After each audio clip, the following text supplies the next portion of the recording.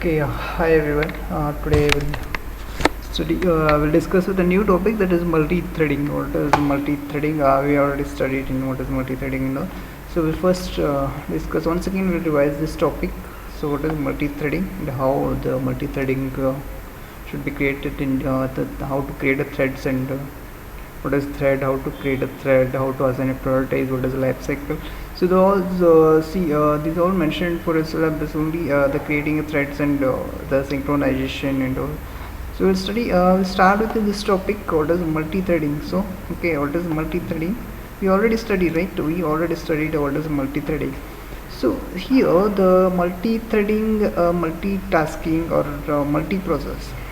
So another way, multi-threading and multi-process are same, because see, in operating system, we studied what is multitasking or a multi-process. Okay, multi-process operating system or a multi-thread operating system. Okay, we studied what is a multi-thread or multi-process operating system. See, multitasking, multi-processor is nothing but multitasking. Okay.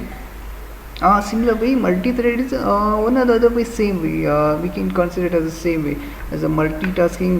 Both are same, multitasking and multi-thread. But there are some difference between multi-thread, thread and process. Okay. So the basic difference between the thread and task. The thread and process is, thread is a lightweight and process is a heavyweight. So you already know. So this much of background knowledge is already required for just to understand what is multi-threading and how to create a threads and how to create a threading programs in Java. So you should have basic knowledge regarding what is the difference between thread, what is the thread and process, what is a multi-process, what is multitasking. Okay, what is the difference between thread and process? So these all the basic difference or basic knowledge required to understand threading program in Java. Okay. See, we'll study the first. We'll start with this topic. Java provides a built-in support for a multi-thread. See, one of the features. You already know what are the features of Java, like secure, simple, multi-threaded, and platform independent. So, multi-threading is one of the special feature of Java. Okay, one of the special feature of Java is the multi-threading. Okay. Java provides a built-in support. So there are some built-in built-in classes or built-in methods are available in Java to create multi-threading programs. Java is supports a built-in, means Java provides a built-in support for multi-threading. So in case of any other object-oriented programming like C++ or any other if you compare any other object-oriented programming languages with Java, so they don't have that much of the other programming language, so they never concentrate on multi-threading. But compared to other programming language, so Java is the best for multi-threading. Okay, so this is one of the most important feature of Java. Okay, multi-threading is coming to the second point. Multi-threading is a specialized form of multitasking. As I said, multitasking. So single task and multitasking. So generally, multitasking means which perform more than one task. So, okay, that is what we call it as the multitasking. Okay, so the specialized form of multitasking means, specialized means something unique functionality is provided by the Java for the multitasking process. Some unique priority or some unique functionalities for multi-threading is provided in Java. Okay, next there are two distinct types of multitasking. Okay, the generalized term of multitasking means the performing more than one task at a time. So there are distinct two types of multitasking, like process based and thread based. So within a multitasking, we categorize these multitasking with the two different categories. The first one is process based, the second one is thread based. So okay, as you can see, the process based and thread based. Okay, what happens in a process based multitasking? Okay, so both are the multitasking is divided in two types: process based and thread based. So okay, multitasking is generalized, process based is a specialized, means specific term. Process based and thread based, these two are the specific terms. Okay, so coming to the process based multitasking. Okay, what is process based multitasking? Okay, that allows your computer to run two or more programs concurrently. Okay, that allows your computer to run two or more programs concurrently means simultaneously. This process based multitasking allows you to run 2 or more programs concurrently. At a time you can run more than one programs. So that is what the process based multitasking. See here, the process based means each processor running concurrently. So two different processors running concurrently means running at a time. Okay, in process based multitasking, a program is the smallest unit that can be dispatched by the scheduler. So you know what is a scheduler? The operating system is studied. What is it? What is the work of scheduler? Scheduler is utilizing the particular the mainly the scheduler is used to utilize your CPU time properly. Utilize CPU time properly. So you don't want to waste your CPU time. So that is why we use a scheduler. We have some algorithms. You study those algorithms and see this process based multitasking is a program of smallest unit of code that can be dispatched by the scheduler. Smallest unit. To see the program is the smallest unit of a code, so that can be dispatched. We'll see how in detail what is the multitasking, thread based and process based. So if you understand what is the difference between process and thread, you will understand what is a thread based and what is process based multitasking. Okay, so now here coming to the thread based multitasking, thread is the smallest unit of a dispatchable code. See, as I said, the process difference between the process and thread is a lightweight, process is a heavyweight. So see, if you consider that as a main term, like lightweight and heavyweight, if you consider that as a main difference, so here you can see the thread is a smallest unit of a dispatchable code. So thread is the smallest unit of a dispatchable code. So this means that the single program can perform 2 or more tasks simultaneously. The only one program can perform more than one task. Okay, so as I see, the thread is the smallest unit and the thread can perform more than one task at a time, more than one task simultaneously. So that is what the use of thread based. See, these are the two difference between process based and thread based. Okay, process based means same here allows the computer to run in a process based. It allows computer to run 2 or more programs concurrently, means simultaneously. Here in case of thread based, thread is smallest dispatchable unit, means this is the smallest, the part of process. Okay, can consider it as a part of a process. Okay, in the process based multitasking, the program is the smallest unit of code that can be dispatched by the scheduler. So in case of processes, we make use of a scheduler. Okay, but in case of threads, see here, this means the single program perform more than one task simultaneously. Means see here, in a thread is the smallest unit of a process. Thread is the smallest unit of a process. Okay, this is all about the process based and thread based. What is the multi-threading and multi-threading? What is thread? Multi-threading. Okay, see the process based multitasking, thread based multitasking. Okay, we'll study the next. Okay, here the multitasking threads require a less overhead than the multitasking process.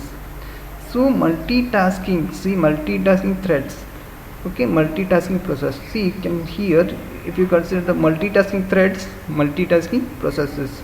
So what is the difference between multitasking thread and multitasking processes? If you have an operating system like a multi-processing and a multi-threading. So in case of multi-threads, it requires a less overhead. Less overhead means overhead. See, the term overhead considered with all the like CPU times, memory, so everything should be considered.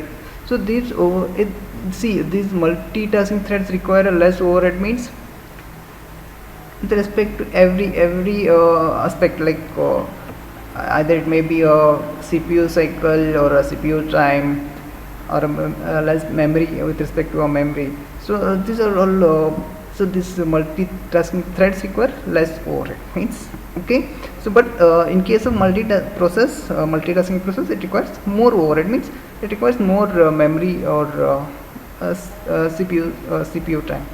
Okay, processor heavyweight, they require separate address spaces. So okay, as I said, process is a heavyweight. So since they are a heavyweight task, means they require one separate address space, means they require more address spaces. Okay, but and one more thing is in case of a thread, that they are lightweight and requires a less separate address space. You can write a difference between multi-process and multi-thread, okay, or a process, a difference between thread and process. So process is a heavyweight and requires more address space. One thread is lightweight and requires less address space. So this is one of the difference. Next is the inter-process communication is expensive and limited. So inter-process, we already studied what is inter-process communication. You studied in operating system what is inter-process communication. Okay, as expensive as compared to the threading, the process inter-process communication is expensive and limited. Why it is expensive? Because it requires more address space and more CPU time, or you can say the CPU cycles. So that is why the inter-process communication between between the processes is expensive and limited, means it is limited and expensive. Now context switching from one process to another is also costly. So what is the context switching? You already know. So from one process to another process is also costly. The context switching is also costly in case of inter-process. In case of inter-process, context switching is costly. So in threads, context switching is costly in process based, but in other on the other hand, with respect to thread, the context switching is so not costly, you can say, but they are the lightweight process or lightweight programs. So compared to the process, the threads are lightweight. Okay, next they share the same address. So these are some difference here. You can see the first we studied what is the multitasking, multiprocess means process based multitasking. But in here from this point, like 2, 3, 4, fifth, from fifth point, you can see here the about multi thread based process. Okay, see here the threads on the other hand are a lightweight or lighter weight. Threads on the other hand are lightweight. So they share the same address space and cooperatively share the same heavyweight process. So they share the same address space as but in case of in case of process, so they require a separate address space, but in case of threads they share the same address space. Okay, now share the same heavyweight process. Okay, next, inter-thread communication is inexpensive, but in case of inter-process communication is expensive, but in inter-thread communication is inexpensive. Okay, next, context switching from one thread to the next is lower in cost, but in case of the process, it is costlier, but here less expensive, means lower cost. So multi-threading enables you to write efficient code that make maximum use of the processing power available in the system. Okay, how we can say that how we can say that we can write an efficient program that make maximum use of processing power available in the system. So maximum processing power means this point is regarding with respect to the CPU only, since they share the less address space and expensive, or means less expensive or inexpensive in inter-thread communication. So considering these all aspects, so we can say that the maximum use of a processing power. So we can utilize the maximum use of a processing power by using a multi-threading process. Okay. So now this is about what is the difference between the process and the thread. That is thread-based multitasking, process-based multitasking. Okay. Next, study what is the Java thread model. Okay. Java thread model. So all the class libraries. Okay. Okay, in Java, this is one of the important feature of the Java. It's a multi-threading. Okay, so all the classes and libraries are designed with the multi-threading in mind. So the main intention was if there is any functionality in a Java, if there is a functionality of a multi-threading in Java, means there is they mainly concentrated on multi-threading in mind.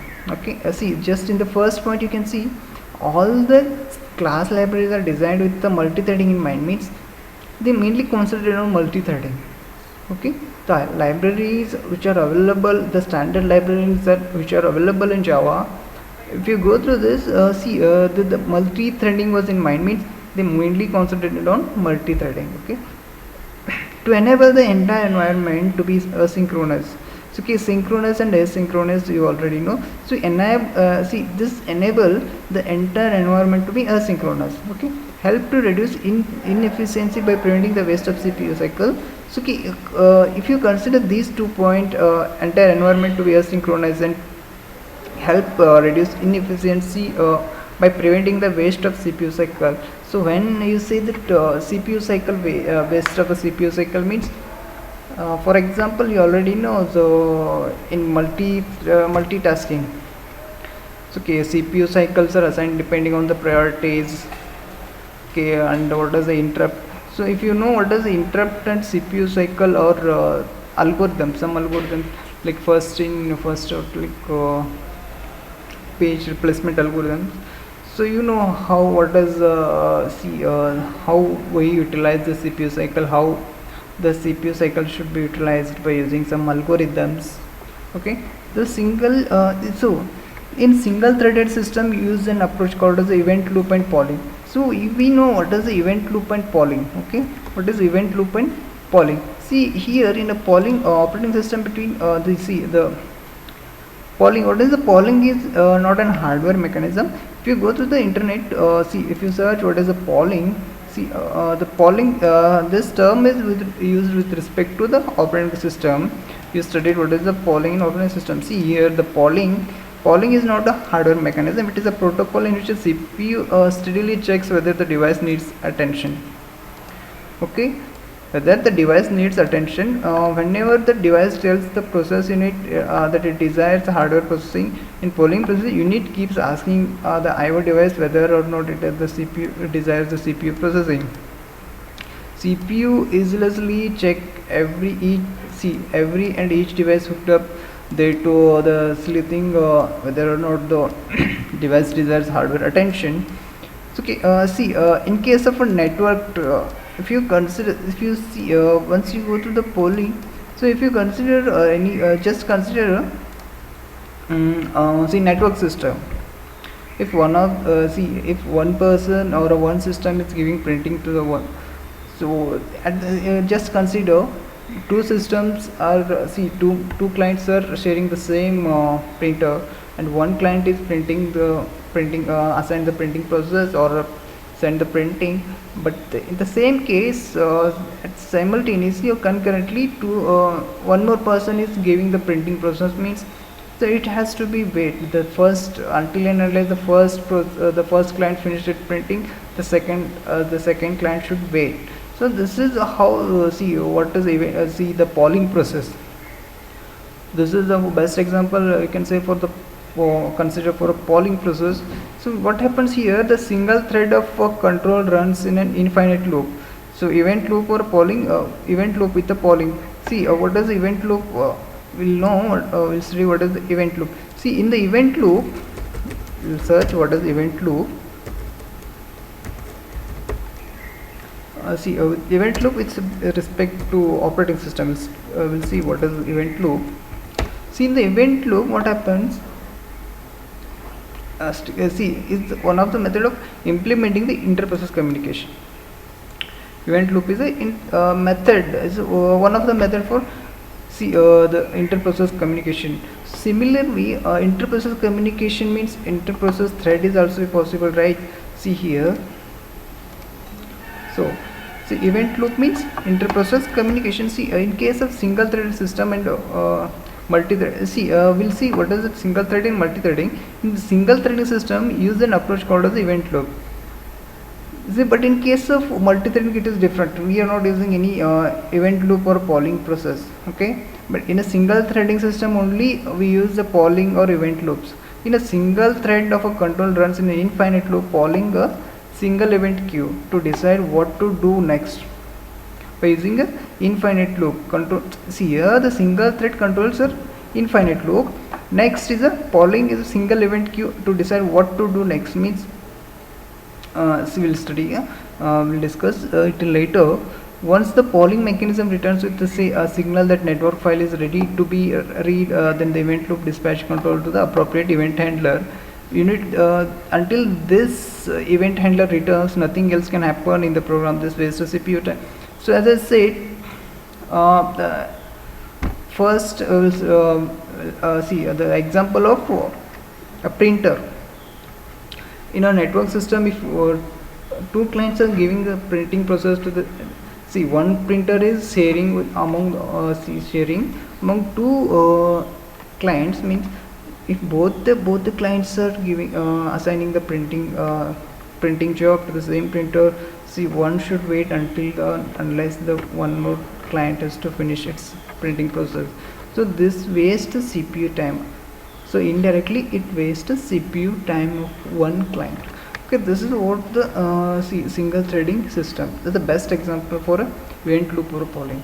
But in case of see, if you see, the benefit of Java's multi-threading is that the main loop or polling mechanism is eliminated. So here in a multi-threading system we are not using the polling or event loops. Okay, see, one thread can pause without stopping other parts of the program. How we'll see, for example, if the idle time created when the thread reads the data from network or waits for a user input can be utilized elsewhere, means multi-threading allows animation loops to sleep for a second between each frame without causing the whole system to pause. Means when a thread blocks in a Java program, so only a single thread that is blocked pause, other threads continue to run. Means see, in a single threading we use event loop or a polling, but in case of multi-threading, single threading we use event loop or polling, but in case of multi-threading, see, we use another method. We have some other process or some other see, logic. How means, see, once the data from the network wait for a user input can be utilized elsewhere. How see, in the multi-threading we study how to utilize the CPU time, how to utilize CPU time. So as I said, the best example is network system. If one client is, see here, if they mentioned like see, the mentioned example, here you can see, when a thread reads the data from network or wait for a user input can be utilized elsewhere. Okay, see here, in case of multi-threading allows animation loop for a sleep for a second between each frame without, see, so the meaning here is the one process, see, one thread is running, so one more thread is waiting. So we know what is the life cycle of thread, like a newborn, waiting, and see, and means dead, and see, runnable, running, and waiting. Okay, if one see, you can put the one process in a waiting state, and you can another process to you can see, you can assign the CPU cycle to another process. So until unless that waiting process should terminate, the sleeping process comes to. We'll study in detail what is the life cycle. Just remember, in case of multi-threading, the CPU cycles are utilized in a proper way. Means one process or one thread is executing while one thread is executing, another thread is sleeping or a waiting state. That thread is not terminated. Okay, once that finished the running thread, again it terminates, and the waiting state thread is comes in a running state. Okay, so this is what the way of how we utilize the threading. I mean, multi-threading, the thread. You can see the thread. So utilization of a process, utilization of a CPU cycle, or inter thread communication. Okay, so this is all about the the basics of what is thread. Okay, basics of a thread. We'll study. You study what is the difference between process, multi-process, or a thread, process based and thread based multitasking. What is the difference between thread, what is the difference between the process based and thread based? What is the difference between single thread and multi-thread? Okay, so this is just go through these points. If you you'll understand what is the multi-threading and how the multi-thread, see why the multi-threading concept is most important thing. Okay, next what is threading? Java thread model is here the single threaded and multi-threaded difference. Next, creating a thread, we have two ways of creating a thread. First one is by using a runnable interface, and second one is by extending a thread class. Okay, here we'll study in the next topic.